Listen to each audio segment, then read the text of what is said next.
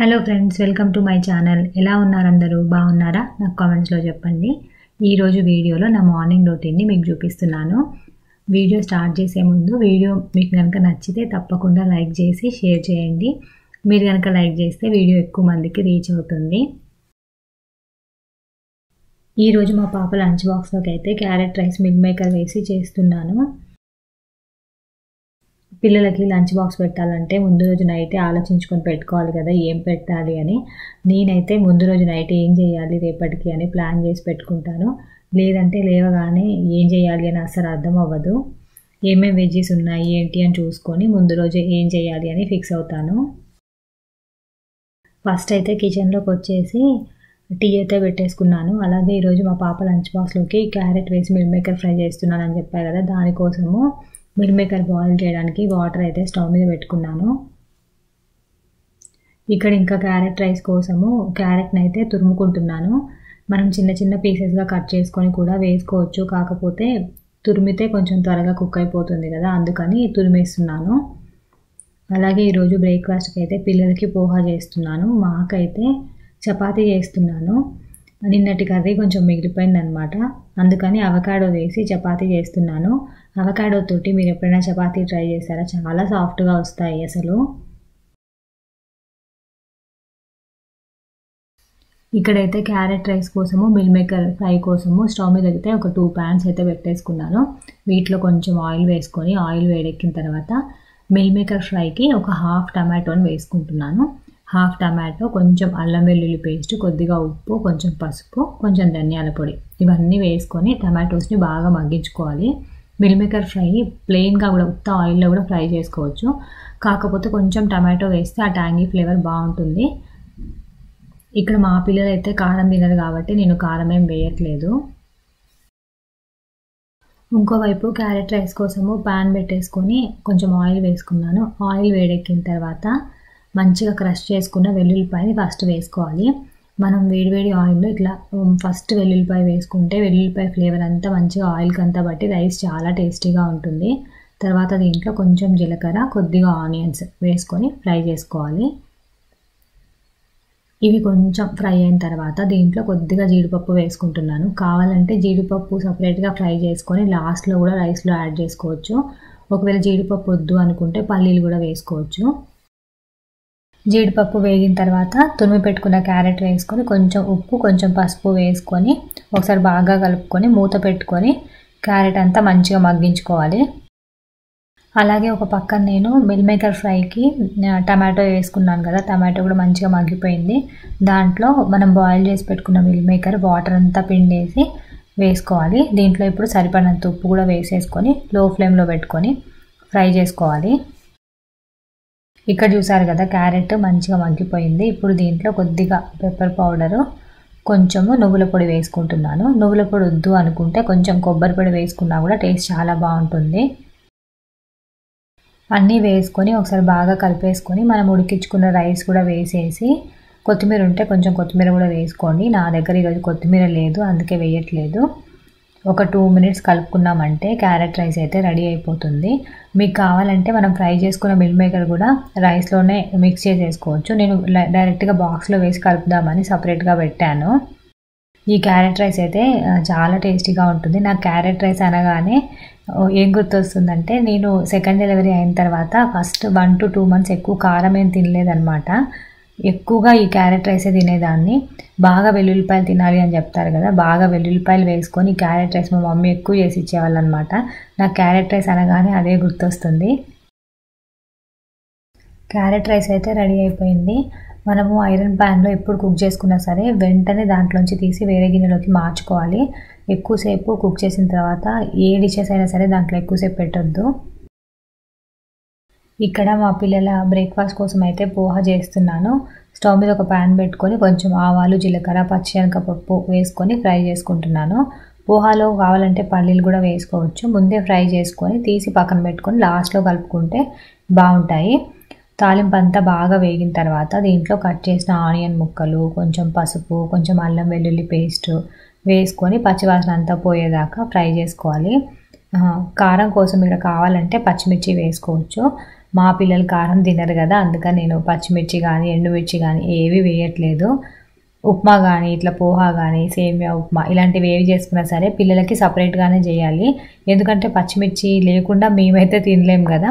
ఉప్మా అయితే అప్పుడప్పుడు చేస్తుంటానట్లే, ఇంకా మేమైతే ఎట్లయినా పికిల్తో తింటాం కదా అనేసి మళ్ళీ సపరేట్గా ఎవరు చేస్తారు అని కలిపేసే చేస్తాను. కాకపోతే ఇప్పుడు పోహా ఇలాంటివి అయితే మనం కారం లేకుండా అస్సలు తినలేం కదా, అందుకని సపరేట్గానే చేస్తూ ఉంటాను. ఆనియన్ ముక్కలు బాగా మగ్గిపోయిన తర్వాత దీంట్లో ఒక హాఫ్ టమాటో వేసుకుంటున్నాను. టమాటోకు బదులుగా లాస్ట్లో కావాలంటే లెమన్ కూడా పిండుకోవచ్చు. నేనైతే ఈరోజు ఒక హాఫ్ టమాటో వేస్తున్నాను. టమాటో వేసుకున్న తర్వాత కొంచెం ఉప్పు వేస్తున్నాను. పోహాకంతా సరిపడినంత ఉప్పు నేను తాలింపులోనే వేసేస్తున్నాను. ఉప్పు వేసుకొని టమాటోస్ బాగా సాఫ్ట్గా అయ్యే వరకు మూత పెట్టుకొని మగ్గించుకోవాలి. ఇక్కడ చూసారు కదా టమాటో ముక్కలు అయితే మంచిగా మగ్గిపోయాయి. ఇప్పుడు దీంట్లో మనం వాష్ చేసి పెట్టుకున్న అటుకులు కూడా వేసేసుకొని బాగా కలిపేసుకోవాలి. అటుకులు మనము వాష్ చేయకూడదు, వాటిని వాటర్లో వేసి సోక్ చేసి అలా చేసామంటే పేస్ట్ లాగా అయిపోతాయి. అటుకులు ఎప్పుడు వేసుకున్నా సరే ఏదైనా స్ట్రైనర్ తీసుకొని జస్ట్ వాటిని తడుపుకుంటే చాలు, అవి మంచిగా సాఫ్ట్గా అయిపోతాయి. అప్పుడు పోహా కూడా మంచిగా పొడి పొడిగా వస్తుంది. ఇలా కలిపేసుకొని ఒక 2 నిమిషాలు మూత పెట్టుకున్నామంటే మంచిగా పోహా రెడీ అయిపోతుంది. కొత్తిమీర ఉంటే లాస్ట్లో కొత్తిమీర మాత్రం వేసుకోండి. ఇక్కడ చూసారు కదా మిల్ మేకర్ ఫ్రై కూడా అయిపోయింది. మంచిగా ఇట్లా సాఫ్ట్గా కొంచెం క్రిస్పీగా చాలా బాగుంటుంది అనమాట. మా పిల్లలు ఇద్దరు మిల్ మేకర్ ఫ్రై కూడా బాగా తింటారు.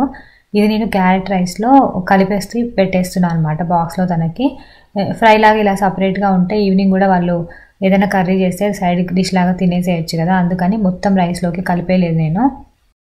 బ్రేక్ఫాస్ట్ ఇంకా లంచ్ బాక్స్ అయితే రెడీ అయిపోయింది. ఇంకా మా పిల్లల్ని లేపేసి వాళ్ళకి స్నానాలు లేపించేసి స్కూల్ బస్ అయితే ఎక్కించి రావాలి. పొద్దున్నే లేచి ఇలా వంట అయిపోతే కొంచెం ప్రశాంతంగా ఉంటుంది. వాళ్ళు లేచినా కూడా హడావుడి అవ్వదు, లేదంటే వాళ్ళు లేచారంటే అసలు ఒక్క పని కూడా అవ్వదు.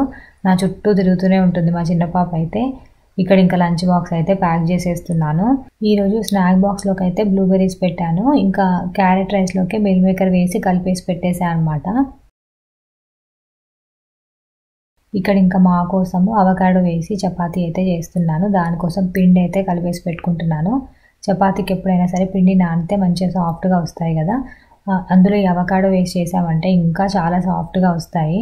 అవకాడోని ఇట్లా కట్ చేసేసుకొని లోపల గుజ్జులాగా ఉంటుంది కదా అంతా తీసేసి మంచిగా స్మాష్ చేసుకుంటున్నాను. కావాలంటే ఇది మిక్సీ జార్లో కూడా వేసుకోవచ్చు, కాకపోతే ఇది సాఫ్ట్గానే ఉంటుంది. మనం ఈజీగా హ్యాండ్తో స్మాష్ చేస్తే మంచిగా మెత్తగా అయిపోతుంది.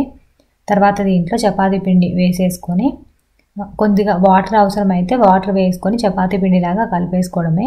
నేను తీసుకున్న పిండికి అయితే వాటర్ కూడా ఏం వేయలేదు, అవకాడోకి వచ్చిన వాటరే సరిపోయిందనమాట పిండి కలపడానికి నాకు.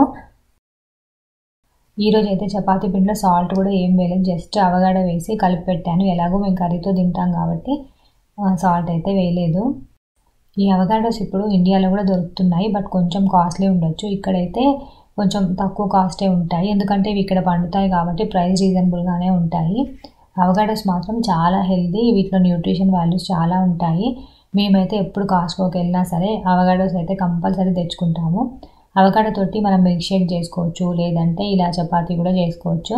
మీరు ఎప్పుడైనా ఇలా అవకాడోతో చపాతీ ట్రై చేశారా? చేయకపోతే ఒకసారి ట్రై చేసి చూడండి, చాలా సాఫ్ట్గా వస్తాయి, టేస్ట్ కూడా చాలా బాగుంటాయి. ఇక్కడైతే నేను చపాతీలు కూడా చేసేస్తున్నాను. చెప్పా కదా ముందు రోజు కర్రీ మిగిలిపోయింది, టమాటో కర్రీ చేశాను అనమాట, అది మిగిలిపోయింది, అందుకని చపాతీ చేస్తున్నాను బ్రేక్ఫాస్ట్కి. మీరు ముందు రోజు కర్రీ ఏమన్నా మిగిలిపోతే మీరేం చేస్తారు? మా చిన్నప్పుడు మా మమ్మీ అయితే కర్రీ ఏమైనా అంటే టమాటో కర్రీ కానీ పప్పు కానీ ఏమన్నా మిగిలితే నెక్స్ట్ రోజు బ్రేక్ఫాస్ట్ చపాతీయే చేసేదనమాట. నేను అప్పుడు మా మమ్మీతో చెప్పేదనమాట, ఏంటమ్మా ఊకే ముందు రోజు కర్రీ ఎక్కువ చేస్తావు, అది నెక్స్ట్ రోజుకి మిగులుతుంది, ఊరికే చపాతీలు చేస్తావు బ్రేక్ఫాస్ట్కి అని చెప్పేదాన్ని. ఇప్పుడు కర్రీ ఏమన్నా మిగిలితే నేను కూడా చపాతీ కానీ ఏదో ఒకటి చేస్తాను, అది అయిపోవాలంటే ఏదో ఒకటి చేయాలి కదా, మన దాకా వస్తే కానీ అర్థం కాదు. చిన్నప్పుడు ఏమైనా రోటి పచ్చడి కానీ అంటే టమాటో చట్నీ కానీ పుదీనా చట్నీ కానీ ఏదైనా పచ్చళ్ళు మిగిలితే నెక్స్ట్ రోజు బ్రేక్ఫాస్ట్కి పబ్బియ్యం చేసేదనమాట మా మమ్మీ. ఇప్పుడు కూడా సేమ్ నేను కూడా అలాగే చేస్తాను, ఏదైనా పచ్చడి మిగిలితే నెక్స్ట్ రోజు పబ్బియ్యం చేయడము, కర్రీ ఏమన్నా మిగిలితే చపాతీ చేస్తాను. మరి ముందు రోజు కర్రీ మిగిలితే మీరేం చేస్తారు అని కింద నాకు కామెంట్స్లో చెప్పండి. కూరలు అవి ఎంత కొంచెం కొంచెం చేసుకున్నా సరే ఖచ్చితంగా కొంచెమన్నా మిగులుతాయి. అవేమో పడేయలేము. ఖచ్చితంగా మిగిలినప్పుడు ఇలా ఏదో ఒకటి చేసుకొని అయిపోజేయాలి. ఇక్కడైతే నేను చపాతీలు ఇంకా ఫ్రై చేసేస్తున్నాను. ఈ చపాతీలు చాలా సాఫ్ట్గా వస్తాయని చెప్పాను కదా, మనం అట్ల కాడ పెట్టి వాటిని తిప్పేటప్పుడే వాటికి హోల్ పడిపోతుంది అనమాట, అంత సాఫ్ట్గా ఉంటాయి ఇవి. మా పాపకైతే ఇట్లా చపాతీలు చేసేటప్పుడు అవి పూరిలాగా పొంగుతాయి కదా, అలా పొంగితే భలే ఇష్టం అనమాట. అమ్మ చపాతీ పొంగింది అని చెప్తూ ఉంటుంది. చపాతీలు ఇట్లా మంచిగా పొంగుతూ రావాలంటే మనం చపాతీ పిండి కలిపే దాంట్లోనే ఉంటుంది. చపాతీ పిండి మంచిగా కలుపుకొని ఖచ్చితంగా 15 మినిట్స్ లేదంటే ఒక 1 అవర్ అయినా దాన్ని నానబెట్టుకుని తర్వాత కనుక చపాతీలు చేసుకుంటే మంచిగా సాఫ్ట్గా వస్తాయి. ఇలా మంచిగా పొంగుతూ కూడా వస్తాయి. ఇక్కడ చపాతీలు అయితే అన్నీ ఫ్రై చేసేసాను. మా ఇద్దరికే కదా ఒక 4 చపాతీలు చేశాను అనమాట. కొద్దిగా ఆయిల్ వేసుకొని ఫ్రై చేసుకుంటున్నాను. ఇక్కడైతే చూసారు కదా చపాతీలు చూపిస్తున్నాను, చూడండి ఎంత సాఫ్ట్గా వచ్చాయో అసలు. నెక్స్ట్ టైం మీరు ఎప్పుడైనా అవకాడో తెచ్చుకున్నప్పుడు ఇలా చపాతీ ట్రై చేసి చూడండి. ట్రై చేసి ఎలా వచ్చిందో నాకు కామెంట్స్లో చెప్పడం మాత్రం మర్చిపోకండి. ఇదన్నమాట ఈరోజు వీడియో. మళ్ళీ రేపటి వీడియోలో మళ్ళీ కలుద్దాం. బాయ్.